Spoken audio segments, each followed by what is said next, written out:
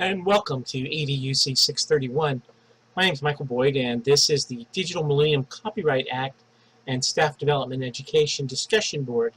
The discussion board question, topic 4, was in order to comply with the requirements of the Digital Millennium Copyright Act, an educational organization must provide copyright training to its membership on a regular basis. What do you think would be the most effective means of providing that training so that the participant get it and follow the organization's copyright policy? But first off, one of the things we need to understand is that the law basically is designed to protect copyright, not only for intellectual property, but for digitally transferred items. One of the exceptions it makes is to education, and education is granted what's called a fair use exception. It's not always been in the law.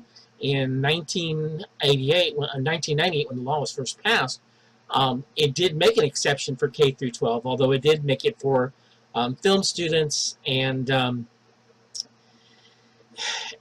universities for higher education, but it never did it for public.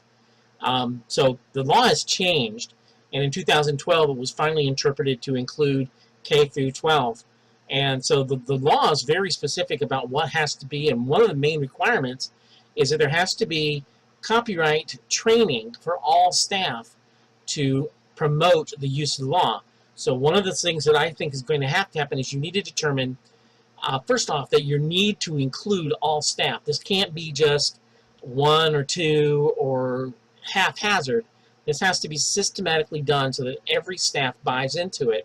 And while we can do system-wide, district-wide, and new employee professional development, the problem is that so often in most professional development events that are informational like that, is you lose the staff. They don't really buy into it. They don't accept it as their own. So one of the things I would suggest is create a cooperative professional development, assigning teams to review the material annually, so that they work together to learn the material.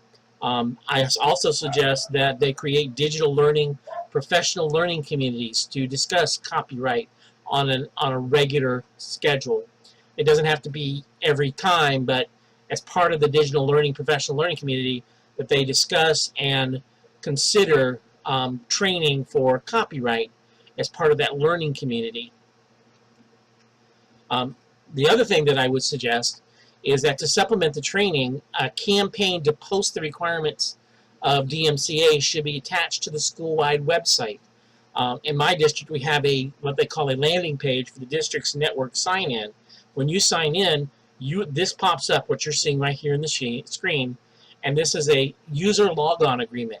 And every time you log in, it gives you all the pertinent information about what's allowed and what's not allowed, what you can use the system for, and you must agree to it in order to launch it.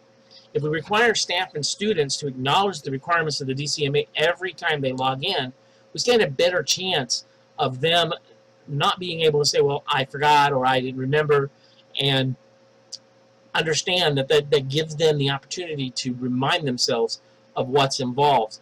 And like I said, we do this every time we sign in, so it's a way to ensure that the staff see it on a regular